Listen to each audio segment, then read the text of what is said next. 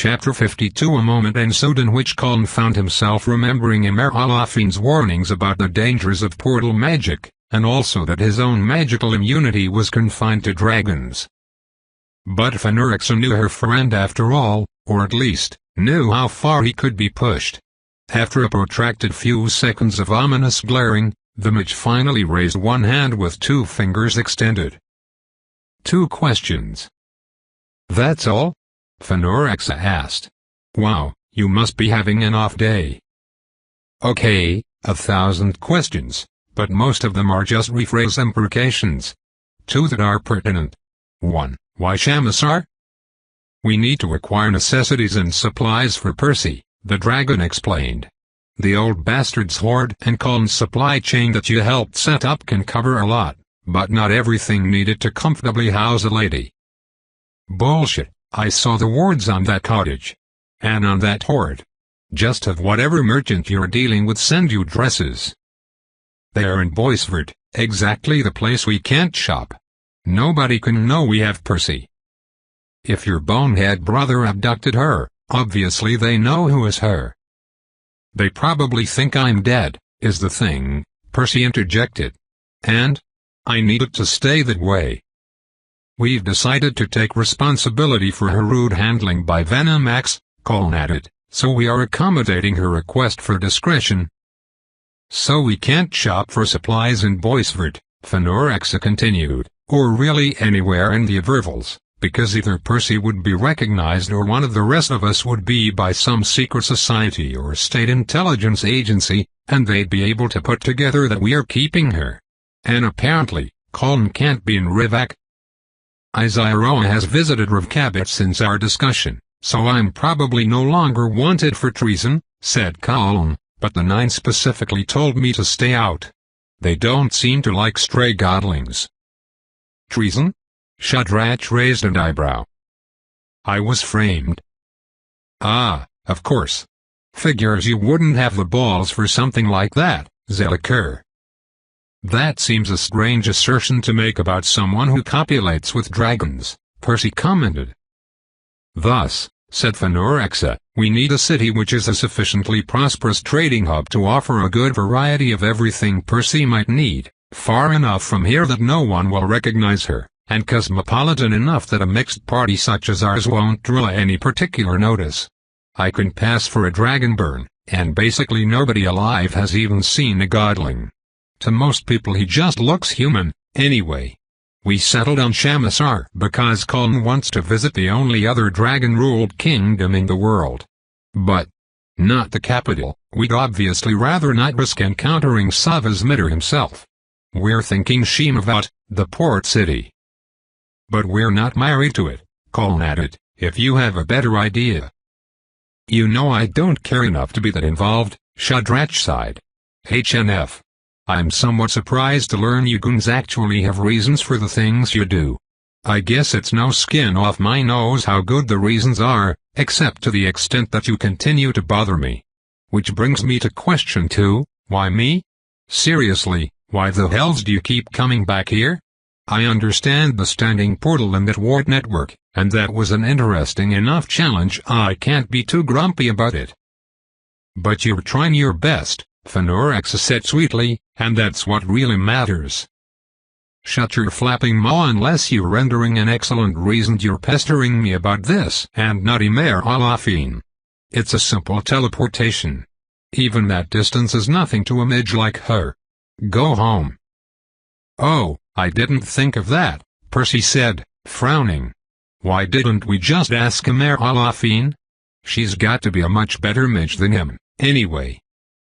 Well, see, the thing is, Colin explained solemnly, Emir Alafin doesn't like to be bothered with mundane tasks like transportation. She's basically like you, except a lot scarier, and lives with us. Not only do I prefer not to annoy her, I very much prefer not to have her in Shamasar while annoyed. At least I know you aren't going to do anything to antagonize Savasmitter, you'll just do everything in your power to make the trip miserable. Shadrach sucked in a long, deep breath through his teeth, and let it out in such an explosive burst that his artfully curled bangs were ruffled. I see. so I suffer these inconveniences because I'm less threatening than an elder dragon. Fair enough. Now I see what I need to work on. Oh, please, you're much too pretty to be properly threatening, Fenurax snorted. I don't know, Percy mused, studying Shadrach. He's very pretty, but I would assume Emer Alafine must be gorgeous. I haven't seen her humanoid form in person, but she looks a lot like you, right? Fenurax half twisted her neck to look back at the princess, mouth opening in a stupefied expression. Well, aren't you just adorable? Shadrach said sourly. Fine, you're not aimlessly wasting my time. I guess I'll grant you the opportunity to show off that bribe you mentioned. I'll warn you, though, that staff is a hard act to follow. He folded his arms and scowled imperiously up at them. Well? Impress me, Zeliker. Now, I feel a little bad about costing you a nice pair of glasses, so I brought a replacement. Grinning, Colin produced the object he'd brought from his bag of holding. He held up the framed lenses where Shadrach could see them. They were pretty small at that distance, but Emer Alafine had assured him a mage of Shadrach's caliber would be able to recognize their enchantments at a glance. It's my understanding that these aren't unique, like the staff. Just rare, and something a portal mage would want, but not be able to make. Shadrach's dark eyes fixed on the glasses, and all expression drained from his face. Colin just held them steady, letting him get a good look. The black lenses were roughly rectangular, except faceted like gemstones, and inlaid around their edges with runic engravings in gold that matched their frames. He hadn't actually put them on his own face to look through, but just holding them like this, the lenses looked perfectly opaque. Well, the portal mage finally said in the bitterest tone Colin had ever heard, fuck you. I'll get my coat. Everything in the customs office was in perfect order, because there was absolutely no question that it might ever be otherwise. That was why Modine had been given this post. It was recognition of his ability to wrest order out of chaos.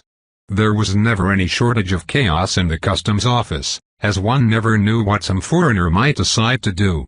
Even the well-behaved ones came unfamiliar with Masari law and etiquette.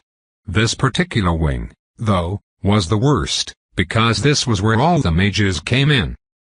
Before Modine had taken over, the teleport arrival platform had been practically a military checkpoint, not to mention the single most common source of trouble in the entire customs department. Those who arrived here were mages, portal mages, powerful people who already didn't much care for being told where they could or could not go, on top of the usual difficulties foreigners brought. Or worse, the kind of wealthy dignitaries who could afford to hire a portal mage. None of them had gracefully accepted being greeted at sword point. Modine had practically torn the place to its foundations and rebuilt it, from employee training to decor to policy enforcement. For a man with no magic of his own to come into a post about which the sovereign's mages felt proprietary and issue such sweeping edicts. Well, he had been unpopular at first. But now, there was order. His customs post had the fewest incident reports out of any department, and had contributed to Shamasar and Shemavat gaining a reputation as a welcoming hub of magical commerce. Modine had been recognized by the sovereign himself, and earned the loyalty of his staff by looking after their needs and making their workplace one of pride and esteem. The discreet chime rang, and he immediately set down the report he was writing and strode to the security office directly outside his own, which overlooked the platform itself. Order did not just happen. For there to be order, it must be created. Unlike his predecessor, he took pains to personally observe every arrival. This was why he liked to vary his schedule, so that he was sometimes in the office during ungodly hours of the night, such as now. All was in order here.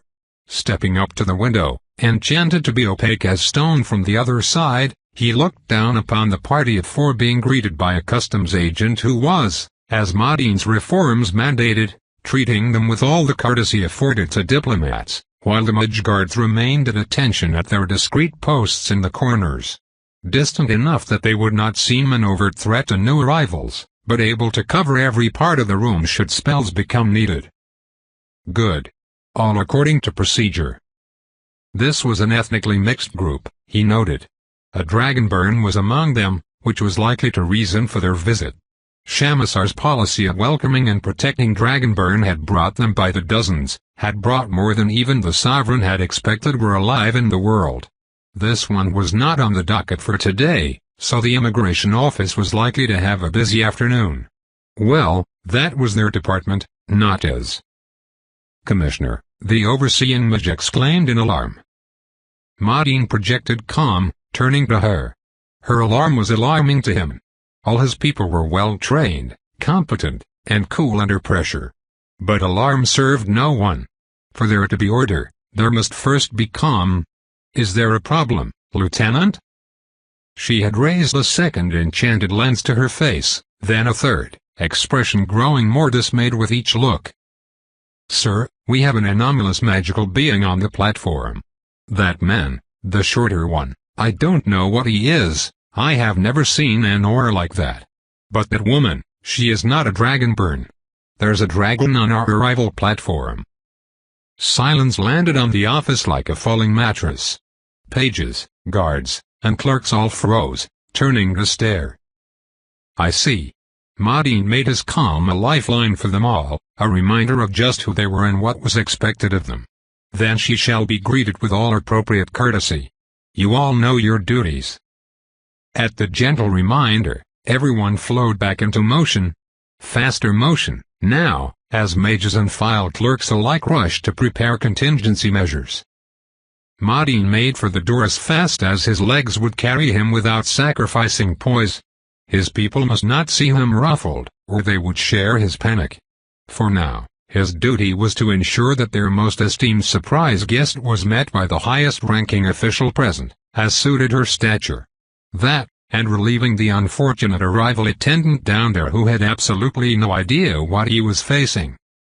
This, he feared, was not going to be an orderly kind of day.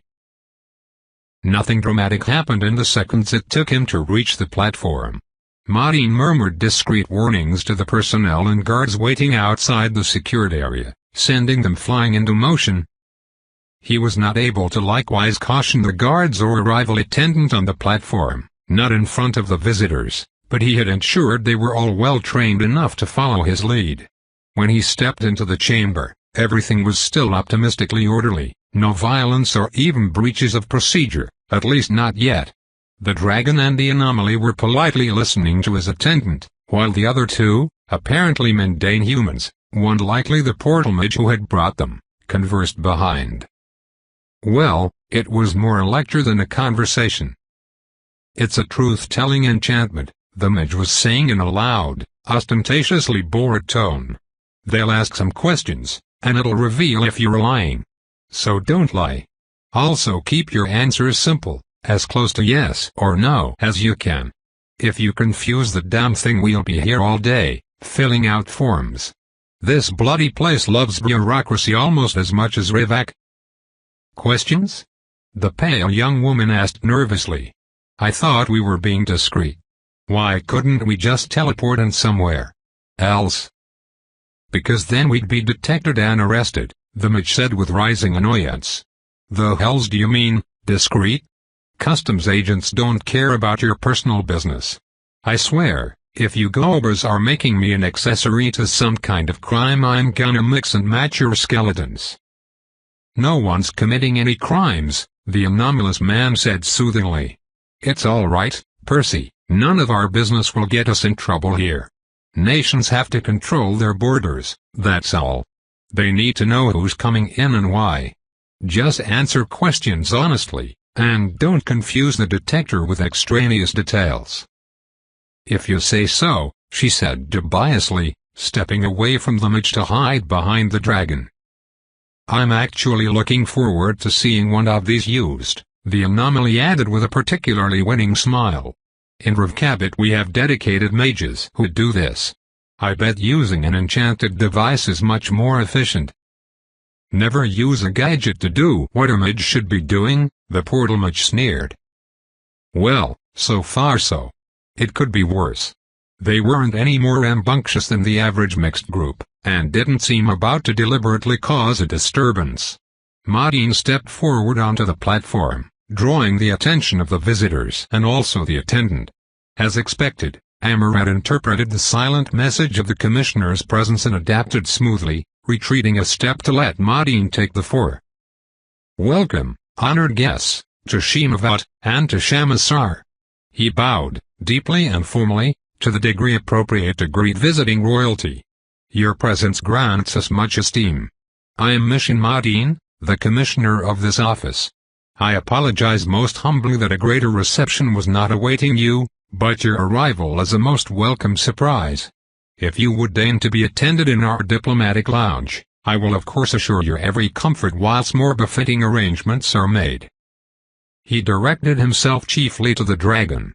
Though the exact relationships here weren't entirely clear, it was always a safe bet that she was the most significant party in this equation, and the rest of them her entourage. Now, she grimaced in annoyance. Maudine was accustomed to powerful guests showing annoyance at having to follow customs laws, but this one caused him to feel a tiny frisson of animal terror, which he smothered under a blanket of analysis. So she wanted her visit to be discreet. The young woman had mentioned that, as well. It seemed he'd displeased her by recognizing her as a person of importance. "No, thank you," she said, downright curtly. "We'd like to be about our business with a minimum of fuss." "Of course." He bowed again. "Then so it shall be. I must beg your indulgence for but a moment longer while the necessary procedures are followed. My apologies for the inconvenience. I shall endeavor to minimize it on your behalf, of course." "Be nice," the man next to her murmured, leaning closer. "The man has a job to do, don't make it difficult." Maudine appreciated the thought, but as the dragon shot her companion a distinctly annoyed look, he rather wished the fellow had kept quiet. "May we be honored to know whom it is our great pleasure to welcome today?" he asked, as courteously as he could without being outright unctuous. Showing a spine beneath the politeness was vital, he had found. People accustomed to power needed no encouragement to try to walk all over others. The dragon drew herself up to her full height, which was not inconsiderable thanks to her talon feet. "I am Phanurexa, daughter of Emir Alafin and Atraximos, and I did not come here to be interrogated."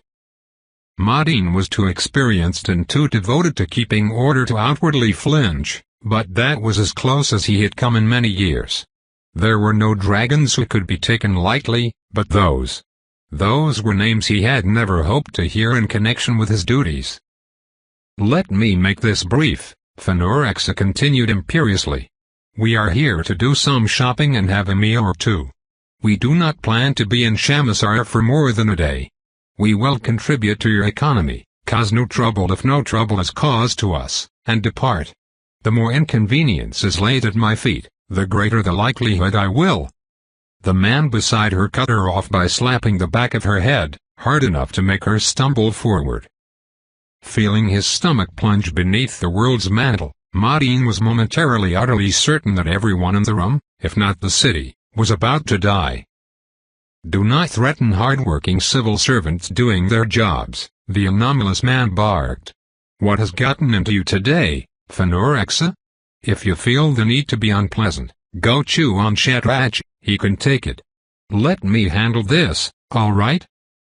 And then, right before Maudine's eyes, Phanurexa, the daughter of Emir Alafin and Atraximos, looked at him with the sullen acquiescence of a rebuked adolescent recognizing the limits of her guardian's patience, and shuffled backward, muttering something indistinct.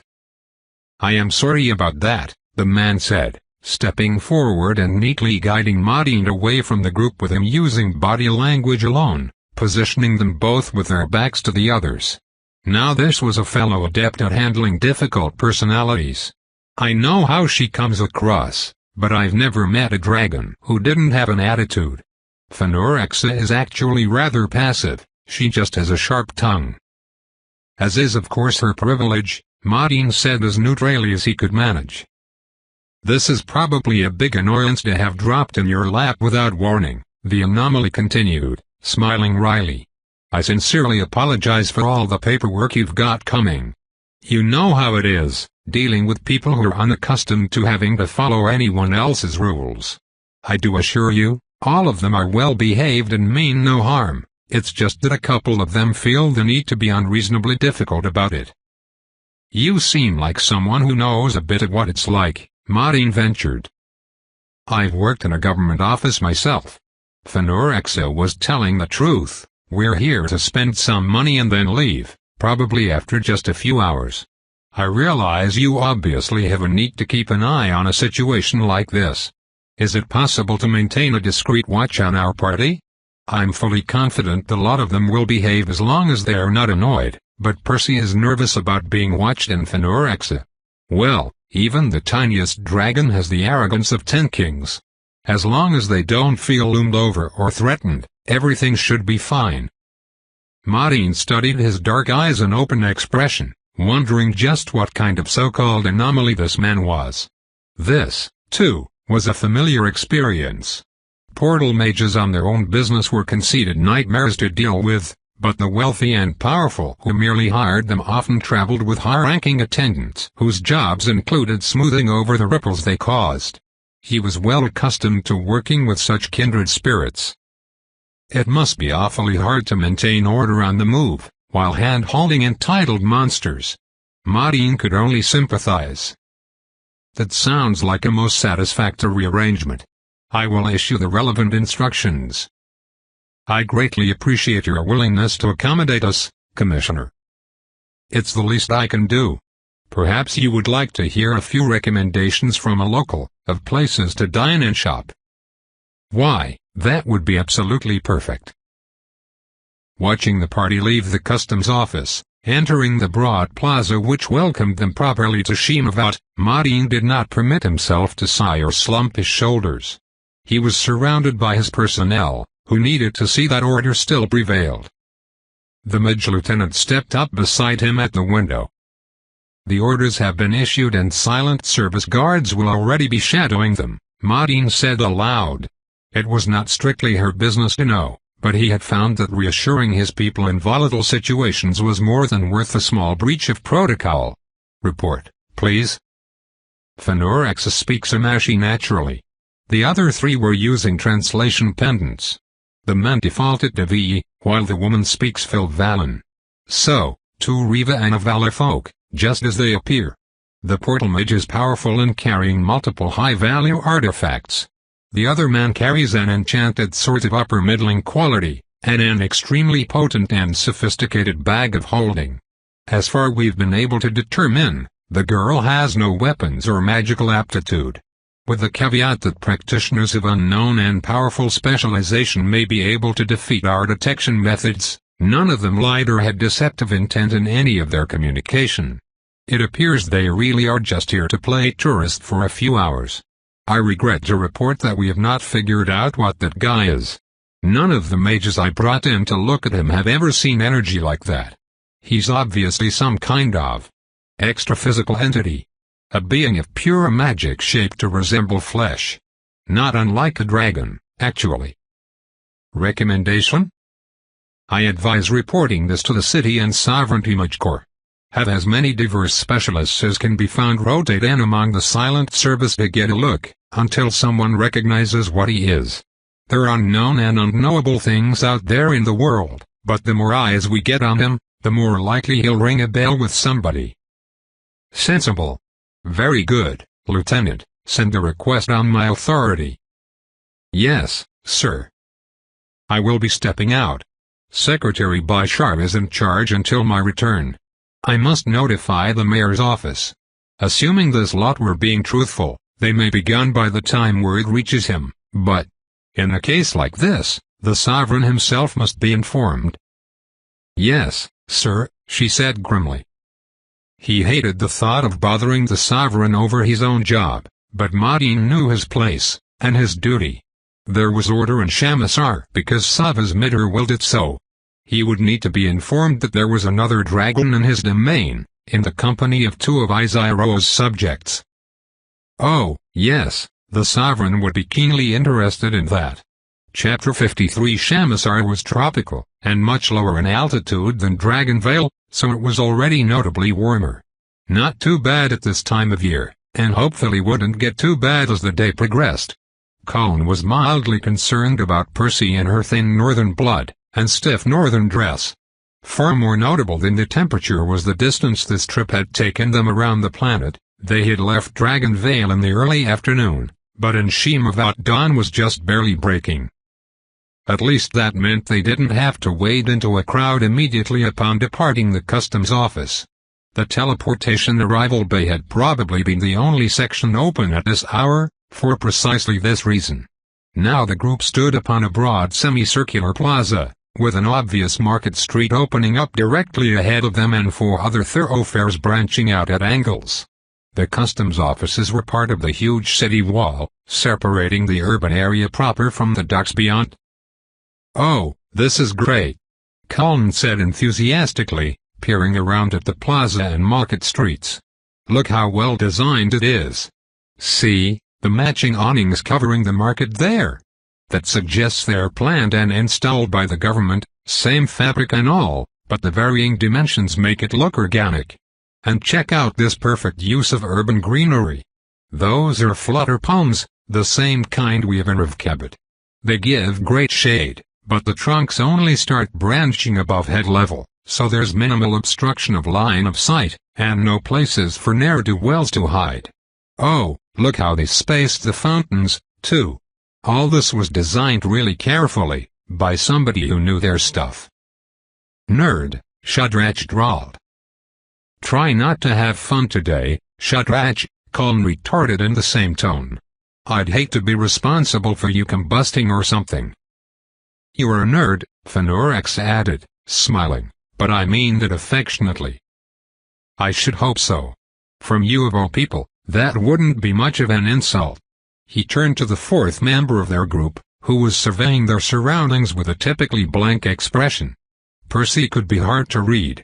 Despite her tendency to leak whatever thoughts she had out of her mouth, she rarely let them show on her face. "What do you think, Percy? Any questions, now we're here?" "Oh, yes." She turned to look earnestly at him. "What do those glasses do, exactly, that's so valuable?" Colin blinked. "I meant about... well, Iluvan lenses are the best ocular protection you can get," Fenorex explained primly. "They shield the eyes against everything from bright lights to airborne particles to cognito hazards. I've heard it said, though not seen it tested, that if a person wearing Iluvan lenses received a full blast of dragonfire, what remained would be a pair of pristine eyeballs and a pile of ash." "How horrible," Percy said in a seemingly neutral tone. "What are cognito hazards?" "Dangers to the mind. Mother has a pair of those for the library. Some of the books in the secured sections will drive you mad if you read them without protection. That feature is why portal mages need them. One on Shadrach's level is capable of accessing exotic planes of existence where reality is sufficiently different that just looking at it unfiltered can mess you up." "Oh."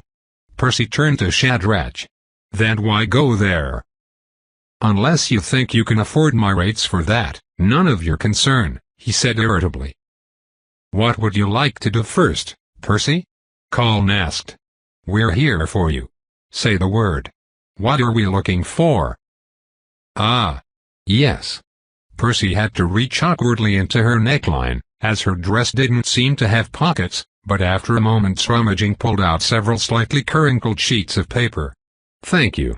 I have compiled several lists of, varying degrees of thoroughness.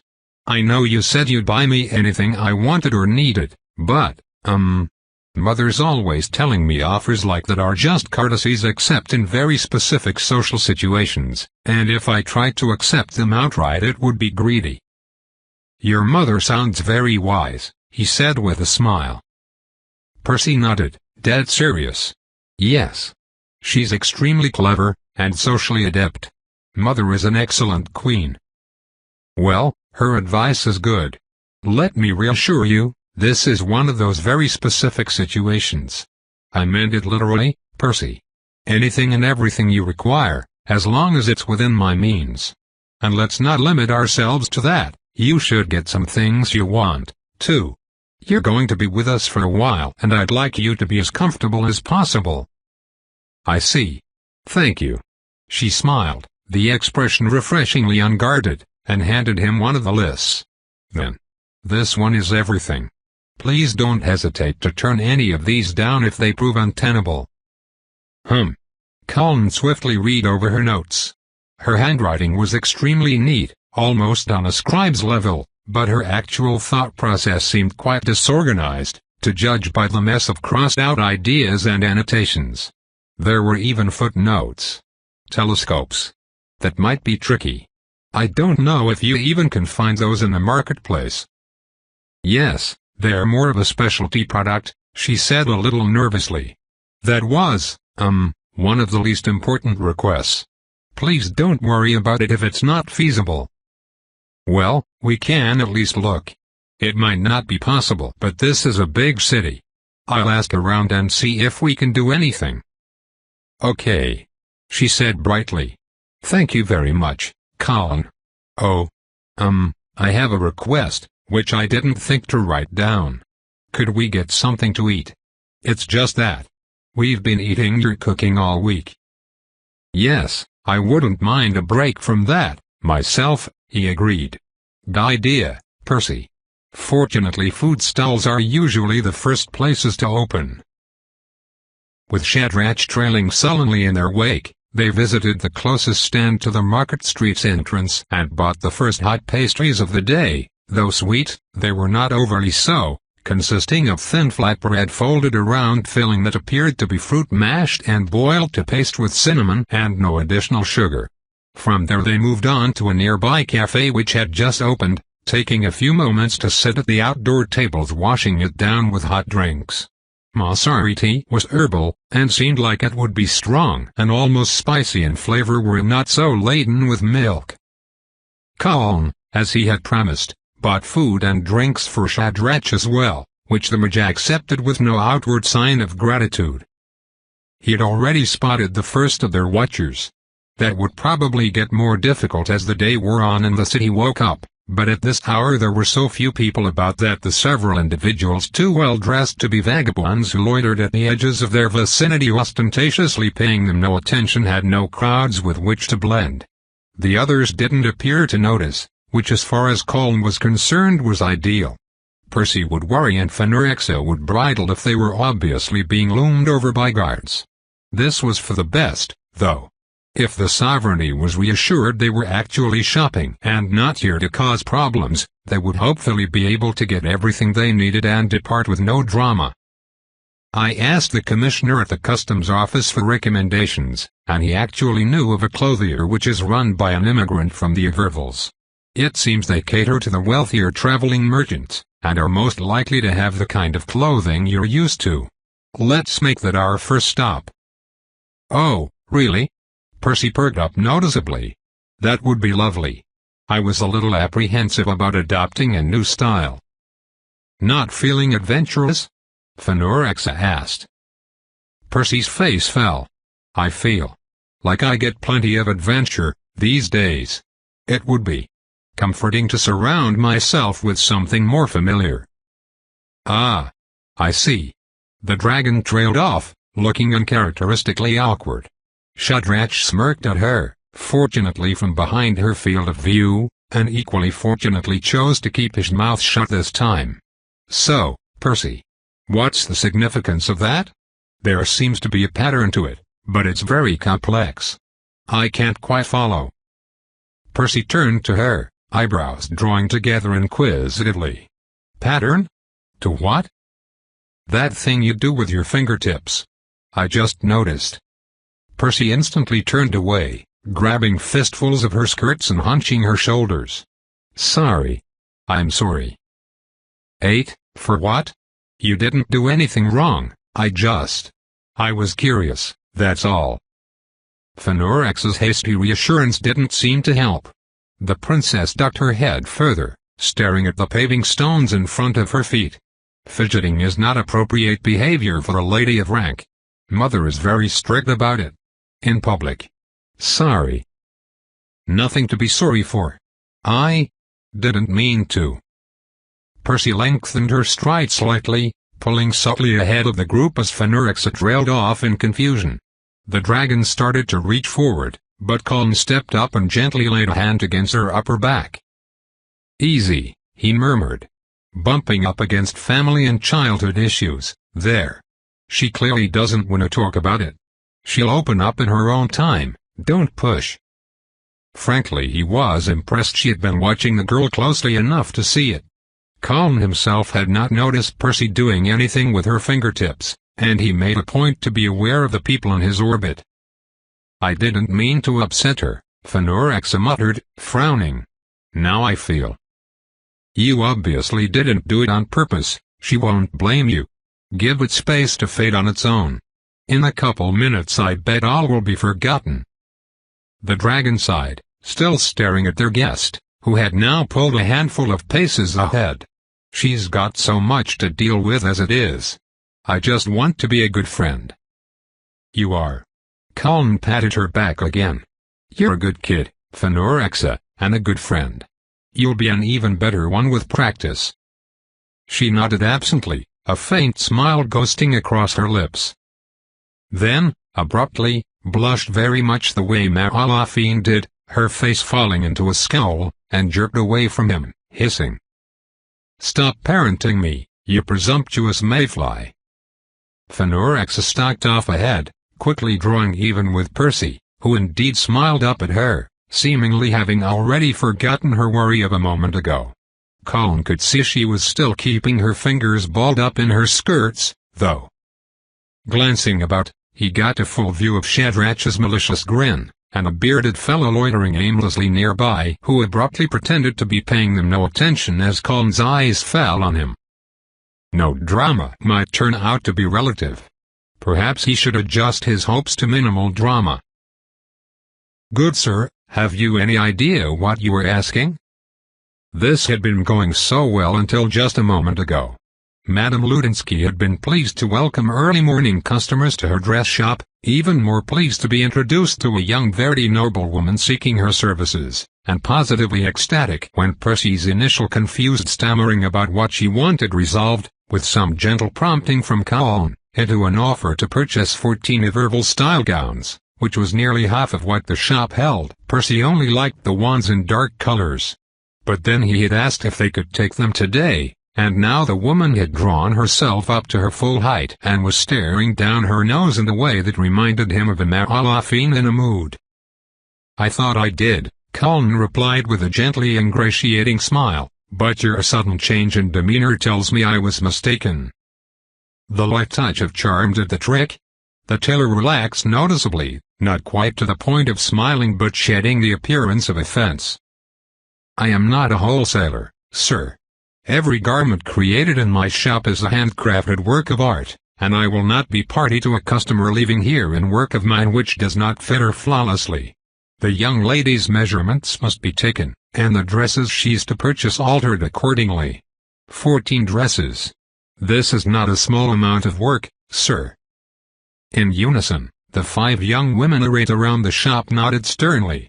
Madame Ludinsky was a pale valleyfolk with dark blonde hair beginning to show silver at the temples, but all her apprentices were local Missouri girls who didn't look older than 20. To judge by their expressions, however, they shared their mistress's standards. "I see," Colin said in his most conciliatory tone. "My apologies, it was not my intention to be unreasonable. It's just that I don't have much frame of reference for how much work I am asking for. Is this, shall we say, a physical impossibility, or merely a presumptuous thing to ask of a professional?" "It teeters on the border," the madam replied. "That is an order I could perhaps fill, were I to close my shop for the day and forfeit all other business. Do not mistake me, Master Zelikur, I am most appreciative of your custom, and in particular, of the opportunity to lend my skills where they are so sorely needed. In fact, I could wish to put them to even more use." She gave Percy a warm smile, and let a distinctly regretful gaze linger upon Fenorixa. It had taken a few minutes upon their arrival in the shop to redirect her attention, as the tailor had immediately fixated upon what she assumed to be a dragonborn dressed in a robe that looked made of old curtains.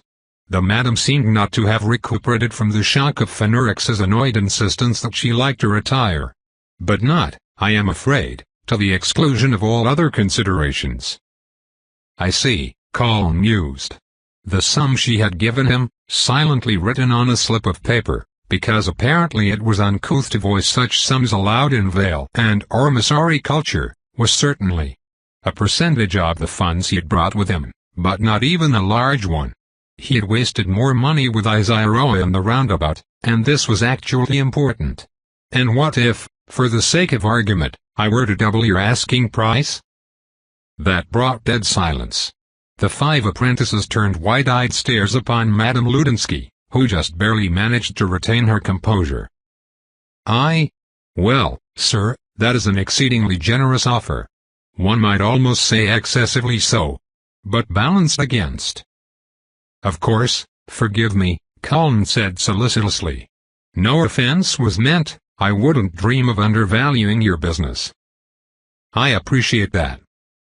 Triple, then. 10 wide, dark eyes fixed upon the seamstress with an almost physical force, the 5 girls practically quivering in eagerness. Evidently they were paid on commission. Ludinsky herself had to draw in a slow, steadying breath. Now that is downright tantalizing. It is also, of course, a risk. Oh, of course. I realize you don't know any of us at all. I would never ask you to imperil your business. Since you, after all, aren't likely to abruptly leave the city as 4 out-of-towners might, it only stands to reason we should shoulder any risk. Paid in advance, then. The silence held such weight it seemed hard to move. Smadya, Madame Ludinsky finally asked in a meticulously even tone, still staring at Colin, what appointments have we today? Only the custom. Sorry for. The apprentice's eyes caught to their silent guests for a moment, the lady in question. And it's only a pickup, though you know how she usually likes to browse new fabrics when collecting her orders. Ah, yes. Zaini, lock the door and post the apology sign in the window. Smadya, go hire a runner. Inform our established customer that she may ignore the sign and collect her purchase at her convenience, but that we will not be able to entertain new business today. Ahem. If you will step this way, please, Lady Perseverance, we will take your measurements. Oh. Sure. Of course. Percy seemed slightly confused by the preceding discussion, but moved obligingly toward the corner of the shop the madam indicated. Colin, however, had stiffened in alarm. I never imagined you were acquainted. Oh, the name? Madame Ludinsky gave him a wry smile. Good sir, the primary deity worshipped throughout the Vale States is the shepherd, goddess of perseverance. Guess what the single most popular name is for girls throughout the region? I knew 3 Percys growing up. Ah. I see. If you would, sir, Madfer will assist you with the details of the transaction. Sir, may I help you? The latter she added sharply to Shadrach, who had wandered over in Percy's wake. He paused, looking not particularly intimidated, or interested. After sizing up the tailor, he glanced over at Colin. Are we not keeping an eye on her? I wasn't gonna go behind the screen. Oh, wait, do you actually need to get her out of the dress for measurements? Never mind, sorry. Shadrach sauntered back toward the front in no particular hurry, leaving Percy pausing in front of the screen behind which Ludinsky had directed her. No, that will not be necessary, the tailor said patiently, but there are some activities for which a lady does not desire an audience. Right, gender, the mage said in a bored tone, reaching into a hole he conjured midair and pulling out a book. That's not much of a thing where we are from. It's not much of a thing because Isaiah spent 4 generations gently massaging it out of our culture, Colin said in exasperation even as he handed stacks of coins to the diffident young woman who took up position on the other side of the counter. Most cultures care more about gender. Don't wander into women's spaces, Shadrach, we're trying to pretend to be civilized people, here. Shadrach had already stuck his nose in his book and was ostentatiously ignoring them. I've heard it about Rivak, Madfer remarked with a flirtatious smile, which did not seem to distract her from counting coins. It sounds unsettling, to be honest. I quite like being a girl. I assure you, we have girls in Rivak, Colin said politely. They just aren't confined to certain roles in public life. Oh. The girl simpered up at him through her long lashes. Well, perhaps I could accustom myself to that. It sounds liberating, the way you explain it. He's married, Fanorexa commented pointedly from across the room. Happily so, Colin agreed with a bland smile. Shadrach snorted loudly. What? No. All of them paused, looking up at Percy's sudden outburst from behind the screen, in response to a much quieter comment by Madame Ludinsky. Colin and Fanorexa are my friends. Things have been very well, it's been an upheaval, but none of it was their fault. They've been extremely kind to me. Fanorexa turned an irritated scowl on the screen, while Shadrach barked a derisive laugh. It reassures me that someone is willing to look out for a stranger in a strange situation, Colin said pleasantly.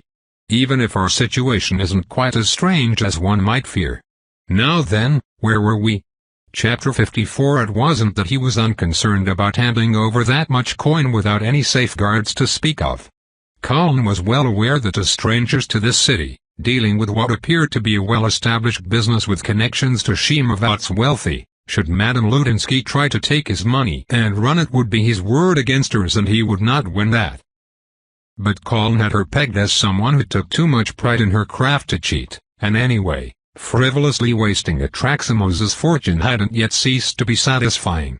In the worst case, he'd just have to find another source of clothing for Percy.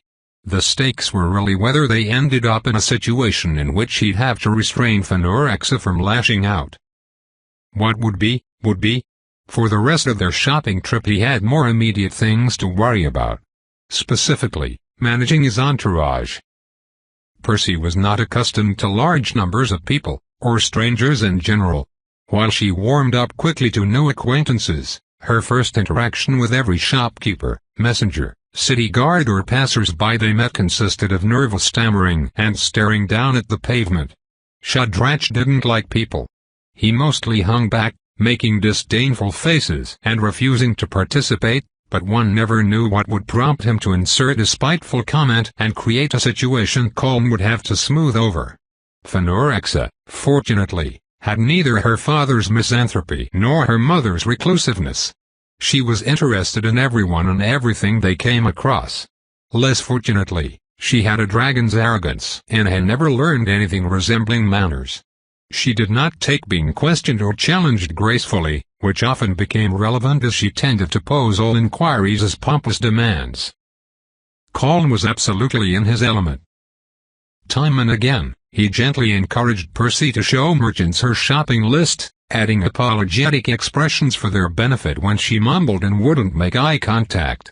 None took offense, not with the prospect of coin to be made, and anyway most of them seemed willing to accept any peculiarity from her as part and parcel of dealing with rich young foreigners.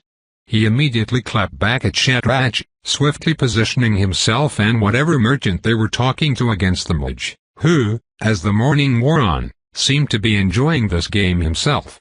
And, of course, managing Fanorexa was a matter of correcting her high-handed attitude as gently or firmly as the situation required. That could have been so much worse, but she seemed to have accepted Colin as an authority figure. He tried not to read too much into that. Dragons respected strength, and on a physical level, he could manhandle her any way he pleased. He didn't. That would have ruined the fun. This was what he was good at, what had been missing from his life for the last year and change. It wasn't just that he missed the archives, the comfort of being surrounded by books and knowledge and people who appreciated them. Imer Alafin's library was better by most objective measures. But her library was lonely, with nobody ever there but Imer Alafin and Fanorexa. Back at the archives, Colin had always been the organizer and path smoother among his peers. Even though he didn't occupy a management role, he had long since inferred that the Lord Scribe was grooming him for one, and helping mitigate disagreements and keep people organized just came so naturally to him that he couldn't not do it. He'd missed people. Fooling around with Isaiah and Boisford had been a vacation, A very much needed reprieve from the events of the last year, but this was more in keeping with his actual talents. He was being useful, and helping, and hadn't realized until now how much he'd missed it. The majority of Percy's list were various toiletries, which posed the greatest problem from Colin's perspective because he was only able to supervise from a distance. Her very sensibilities deemed it inappropriate that he be involved in this. Colin hadn't realized just how gendered Boisvert apparently was, or maybe they just had particular ideas about public and private spheres of life. Whatever the reason, Percy was scandalized at the thought of Colin even knowing she might own bath towels, to say nothing about the variety of merchandise he could understand as actually, reasonably private. So there were a string of episodes of Percy and Fenurixa insisting he and Shadrach remain at a distance while they talked with merchants, which invariably went exactly the way he expected it to, even before Shadrach began heckling from his private peanut gallery. Colin quickly got very adept at hovering at a precise distance from the pair that Percy wouldn't consider him to be eavesdropping, but was close enough that he could swoop in when things started to go south and before Fenurixa could escalate. And still, he couldn't resent it. Well, he resented Shadrach's contributions a little, but even that did not spoil his mood. Looking after the girls was gratifying. Meeting and working with new people was fun. He was helping, he was genuinely important here. It was better for his spirit than any amount of divine power. At Colin's gentle prompting, they took care of everything Percy considered private or sensitive first. He'd been thinking it would be easiest to have what was apparently stressful to her out of the way so they could enjoy the rest of the trip, but began to think he'd miscalculated by the time they emerged from the silken quarter, with her new set of towels, the fluffiest things Colin had ever touched, prompting him to buy some for himself, safely ensconced in his bag of holding. The worst part was that he hadn't noticed it until then, and in fact only noticed it secondhand, this time. Fenurixa, he realized, had begun watching Percy closely, often with a little frown. Focusing on the princess's expression, Colin belatedly realized why. She remained hard to read. Her default expression was a blank, wide-eyed stare, as if she were trying to absorb as much information as possible while leaking as little back out as she could. And that was still the case, but it was a subtle difference, only apparent when he really focused. Her expression was frozen, her pupils shrunk into points as if under blinding light. Percy moved more stiffly than she had an hour ago, practically rigid with tension. Damn it, this would never have happened if they'd let him stay close. "Why don't we take a break?" Colin suggested casually. Mechanically, Percy shook her head. "I'd like to get this done as fast as we can, please." "Okay, that's fair," he agreed, attempting to project calm for her benefit. "But remember there's a limit to how much we can hurry. Madame Ludinsky will need most of the day to make all the alterations to your clothes. If we rush everything now we'll find ourselves having to sit on our hands all afternoon. It makes more sense to pace ourselves, don't you think?" "I see." She frowned, staring into the distance, and made no other reply.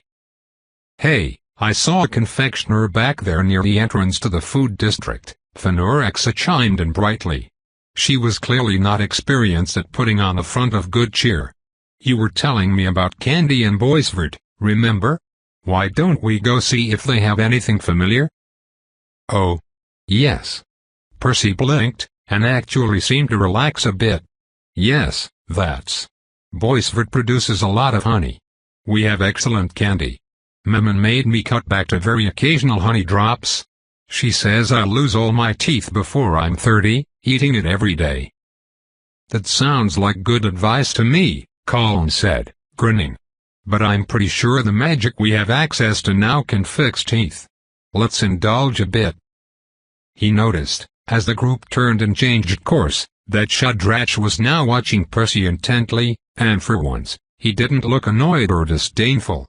Actually, Colin couldn't quite put a name to that expression. On anyone else, he might have taken it for well-concealed concern.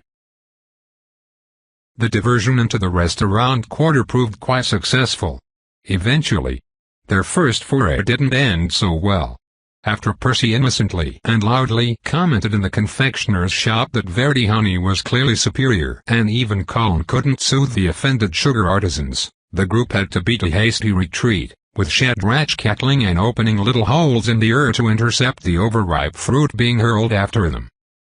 The rest of the diversion was more positive, however. The group went from one shop to the next, sampling pastries and treats, and at Percy's suggestion began to lay in a stock of prepared food. It hadn't been on her list and hadn't occurred to Colin either, but both his bag of holding and the food storage chest in his kitchen back home would keep their contents in perfect suspension. They could spare themselves some reliance on his dubious culinary skill by buying up fresh meals at the market and keeping them frozen in time. You've been here before, right, Shadrach? Colin asked as the group wandered into a street lined with food stalls. The mage narrowed his eyes at him. Why? Mind your own business. You commented on the bureaucracy back at the customs office, so I assumed it wasn't your first visit. I was just going to ask, about how spicy is the food here? Oh. Shadrach looked somewhat mollified. About comparable to Riva cuisine, I'd say. They use different spices, though. More tangy, less heat. That sounds excellent, said Colin. But, Right, we've got a couple of milk-drinking northerners along. I beg your bloody pardon, you conceited little sand lizard, Phenorexa snarled. I am accustomed to the taste of fire. Do you actually imagine any spice not instantly lethal to humans would bother me? As I keep having to bring up, Phenorexa, you're about a week out from discovering what sugar tastes like, Colin reminded her. Don't get ahead of yourself. Actual, physical heat is not the same experience as spicy food. Actually, there's an argument to be made that it is, Shadrach commented. The sensation of burning mouth is caused by chemicals in those plants triggering the nerve endings that detect heat. It's a false positive, but they are not unrelated. Be that as it may, Percy interjected, I am in agreement with Colin. He let me try one of the peppers he ordered. She shuddered and her whole face scrunched up in reminiscent pain. I do not want to eat anything as hot as you Riva apparently like it, please. Well, said Colin, it's a big city, and a big market. Let's see what we can do. He thought they did pretty well, collecting some snacks to munch while they browsed, as well as putting aside a decent stockpile of pastries, fruit, and grilled veggies sans peppers. It proved difficult to find any meat dishes in a Missouri marketplace that weren't spicy enough for the smell alone to set Percy's eyes watering. The two Riva indulged, though, as did Phenorexa. Clearly Shadrach's theory was only partly correct, to judge by her rigid expression and bright flush. But she kept doggedly chomping, and Colin graciously refrained from making fun of her. There was really no need, Shadrach had that amply covered. With Percy seeming a bit less tense, they moved on to some of her other requests. Phenorexa seemed mildly offended at the request for books, given Percy's access to Imaralafine's library, but quickly accepted the explanation that books which belonged to Percy would be different. They visited several booksellers, who held their businesses conveniently close together in a particular district, and purchased literally everything on astronomy that could be found, and then miscellaneous other topics as an afterthought. It went very smoothly, except for the books Percy picked up about dragons and dragonburn, which irritated Phenorexa anew. Why would you need? I could explain anything you can learn from that firsthand, and more thoroughly. Yes, you're very helpful, Phenorexa, Percy said seriously. I enjoy talking with you, and appreciate your willingness to educate. But there are subjects on which you are the furthest thing possible from an unbiased source. Phenorexa stared at her, mouth slightly open, until Colin gently closed her jaw with a fingertip. They acquired some furniture, as Percy felt rather uncomfortable living with relics from Atraximos's hoard, both because they were without exception gaudy and tasteless, and because they had probably all been stolen from victims murdered by the dread dragon. The shopkeepers were absolutely fascinated by the spectacle of Colin putting entire chairs, tables, and a four-poster bed in his bag of holding. It was a really excellent bag of holding. This was the least of its capabilities. Supposedly it was also impossible to steal. He didn't get to see that tested, and suspected that the lack of any pickpockets bothering them despite the money he was throwing around had to do with the fact that they were undoubtedly being shadowed by government intelligence agents. Government intelligence agents who would not want Fanorexa to have any reason to throw a tantrum. Fortunately, and somewhat to Colin's surprise, they were able to locate telescopes. A total of 3, across the market in different variety shops. He'd been correct that such devices would most likely be ordered directly from specialist artisans by their buyers. 3 wasn't bad, even if they weren't of the size or quality Percy had hoped.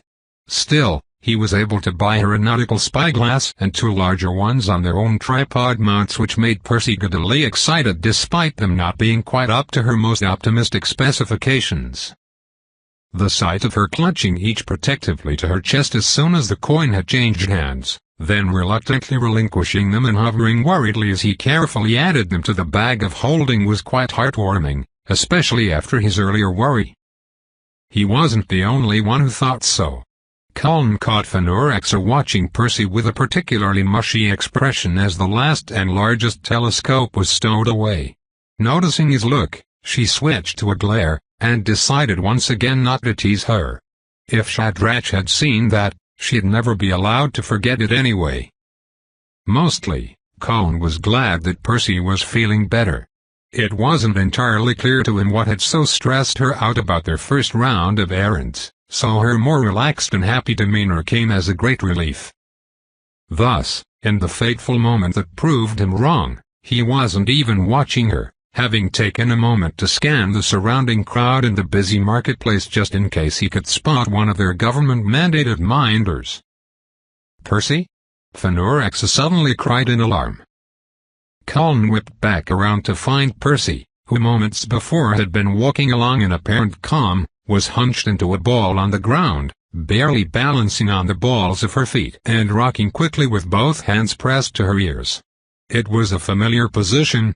Though he couldn't see her mouth from this angle, much less hear whispering, he had a strong feeling she was reciting the names of stars to herself again. "What's the matter? Is she all right?" asked a nearby map seller, leaning over her counter. "Give her space," Fanorexa snapped, hovering protectively over the huddled princess even as more onlookers pressed forward, craning their necks and asking well-intentioned questions. Colin tried to politely urge them back, but couldn't seem to make himself heard without raising his voice. Yelling was probably not going to soothe Percy any, but if there was nothing else for it. "Ugh!" Shadrach snorted loudly enough to be audible through the hubbub, and snapped his fingers. The crowd, the noise, and the market itself vanished. The 4 of them were suddenly standing in a quiet side street which Colin recognized as a home to much more upscale shops outside the food district. It was all fancy restaurants and bars here. 3 passers-by jumped and exclaimed at their sudden appearance, but they were vastly less crowded. "She's just overstimulated," Shadrach grunted in response to Colin's surprised look. "All she needs is a little space, time, and quiet." "Good thinking," Colin agreed. "Thanks for." Percy suddenly squawked in alarm as Fanorexa scooped her up in both arms, turning to stride toward the nearest door. "Or that works too, I guess," Shadrach drawled. Repressing an exasperated sigh, Colin hustled after them. Fanorexa's long legs and jittegrade claws gave her a very lengthy stride when she wasn't deliberately matching her pace to theirs. Even across that very short distance she quickly left them behind, and by the time he caught up seconds later, she had already barged into the establishment she had picked at random and begun causing a problem. "No, I don't have a reservation," Fanorexa barked at an alarmed-looking hostess, clutching a quivering Percy to her chest. "What's wrong with you? Get me cool water and a place to heal, Fanorexa," Colin snapped, yanking her physically backward by the tail. She turned a shocked and outraged glare on him but seemingly didn't dare do more with an armful of princess, and he brushed curtly past her. The young woman in a clearly expensive sari leaned back from him in wide-eyed alarm, and Colin swiftly recalibrated his approach. He had more damage control to do here than he'd expected. "I am terribly sorry about her," Colin said, bowing and putting on his most charming, soothing smile. Instincts from his time at the archives prompted him to be diffident and accommodating, but that would probably just get them thrown out. He deliberately hung on to some outward pride and confidence, trusting a person in the food service sector would instinctively defer to a rich client.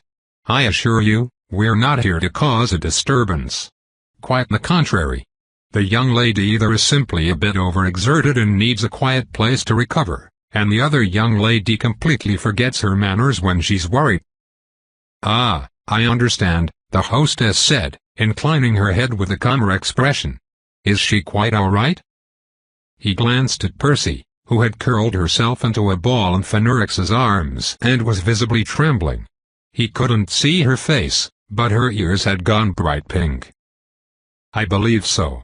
Since we are here and it's not too early for an early lunch, would it be possible to request a private room in which our friend can compose herself over a meal?" "Why, of course, sir," the hostess said more graciously. "It is the Rose's pleasure to be just such an oasis for any valued patron.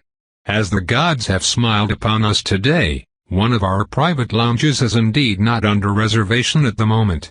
If you would follow me?" "Thank you kindly, I would be delighted. Come along, Fenurixa, and by the uncounted heavens behave." "HMPH," she grunted, sweeping past him. Now that he belatedly looked around, Colin realized they were in a very upscale restaurant, which was mostly empty at this hour, though the three well-dressed patrons already in the main dining area were watching them with unabashed curiosity. Well, he had promised Shadrach lunch. Apparently it was just going to be more expensive than he'd planned. No harm in that, it wasn't as if he couldn't afford it. The hostess led them down a side corridor and opened a door, bowing and gesturing within. She was sufficiently poised not to react when Fenurixa rudely brushed past her. "Please make yourselves comfortable. I shall have a server attend you at your convenience. Would you like to order immediately, or do you prefer a few minutes for the young lady to regather herself?" "If you'd be so kind, I think she'd appreciate some cool water and a soft towel," he replied. "Of course. They will be brought immediately, and menus made available as soon as it is convenient." "Thank you kindly, miss." She bowed gracefully, then glided back toward the front. "Nice," Shadrach commented quietly as soon as she was out of earshot. "I guess you've hid money long enough to have the smell on you. I thought for sure we'd get thrown out, but apparently she believes you can afford this place." "Well, it's not as if I can't, after all. Hey, Shadrach, thanks. That was a kind thought, getting us out of the crowd like that." The mage grimaced and shrugged with one shoulder, glancing away.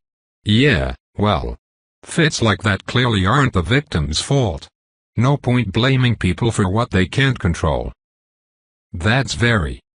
Especially when there's nonsense they can and should be blamed for." Shadrach turned his face back to Colin, scowling. Knowing she's prone to that kind of episode, coming to a place all but guaranteed to trigger one, and not warning us it might happen is the act of a thoughtless, reckless asshole. At least he had the minimal decency to keep his voice low enough it probably wasn't audible to the girls inside the adjacent lounge. "Hey, give the kid a break," Colin replied, just as quietly.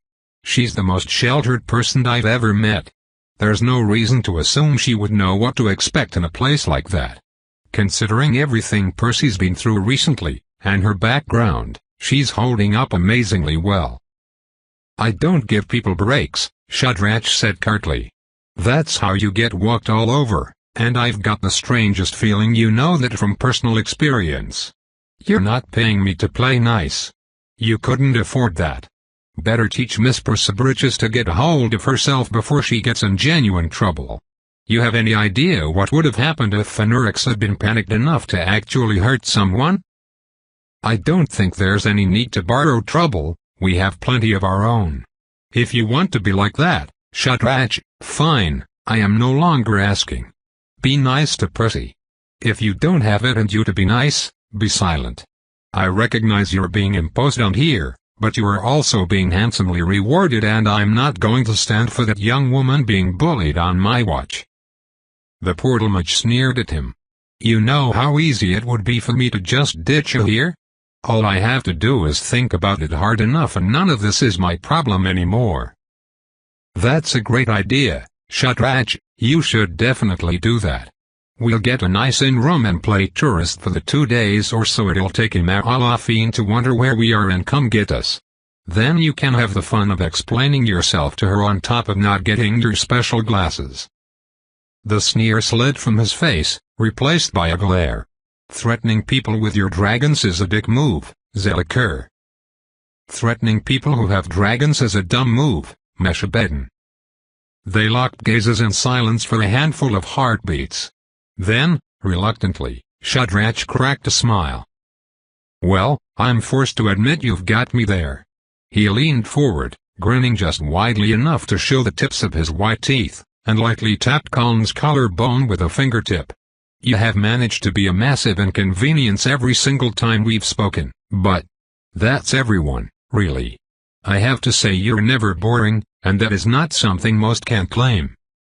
With a final, lingering look, he turned about and sauntered into the lounge, leaving Colin behind to recover his own poise. It wasn't that he was so very ruffled by the blatant flirting, or the attractiveness of the one doing it. Shadrach was, indeed, still as unfairly good-looking as ever, and despite how he often carried on, obviously knew how to deploy it. But the impression left behind on Colin was not desire. On the contrary, he had ample personal experience with incredibly attractive people who skillfully flirted as a way to be cruel. With one such person, at least. The sudden recollection left a sickened knot in his stomach. He inhaled deeply, let it out slowly, straightened his shoulders, and then stepped into the lounge to see what he could do to look after everyone, before one of them caused yet another problem. Tobe continued,